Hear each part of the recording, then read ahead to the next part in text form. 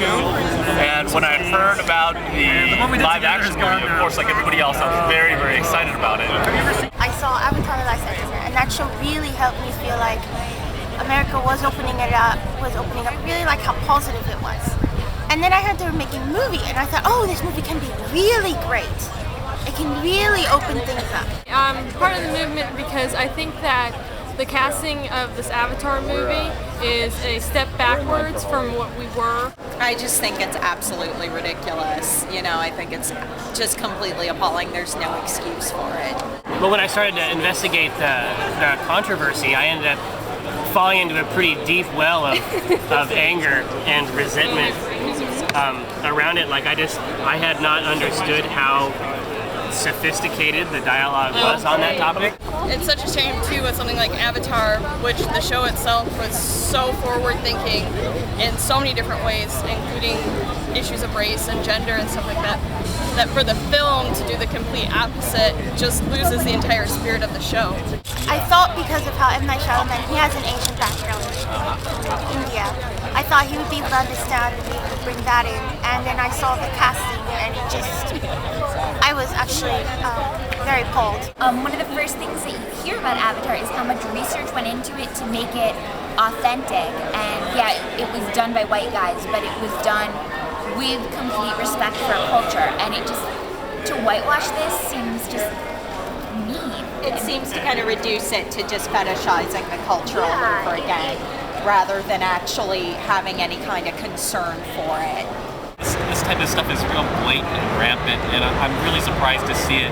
We have an African-American president now, and we can't even somehow countenance seeing Asian, people in movies about, Asian things. I think it's a little sad. I think that Asian Americans are funny and smart and interesting and good actors as well, and they can be as good as the rest. So it is a little silly to me that that entire show or movie got recast with white folk.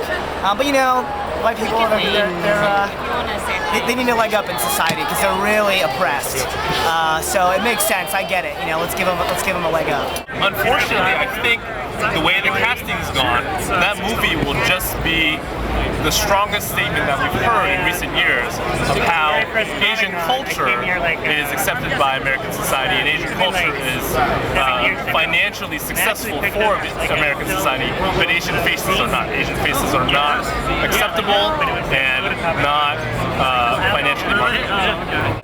I think there's a lot of things that are going into this, not only just that people are like, well, people of color don't sell, where they're feeling that, if you're of the majority, if you're white, if you're male, if you're whatever, you're not going to be able to sympathize with someone who's not the exact same as you. But like the success of Avatar on television have just proven that to be completely wrong. So by having an established intellectual property like Avatar, where you have a built-in fan base, you had this awesome opportunity to sort of push that barrier, and now they're just I think Paramount really missed a good opportunity here to recognize that their audience isn't just completely white. It isn't very ethnocentric.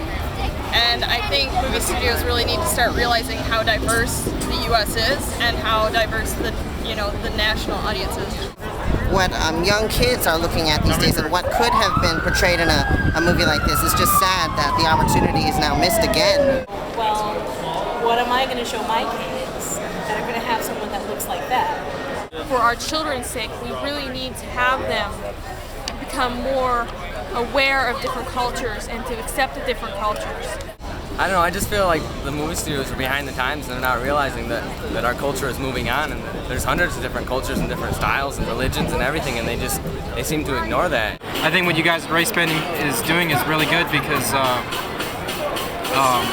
it's part of the reason why a book like Secret Identities is necessary, because we need more Asian American representation in all forms of media, and hopefully if the source is created by and for Asian Americans, then the world at large will see the importance of Asian Americans as a target audience. So good luck, Racebending.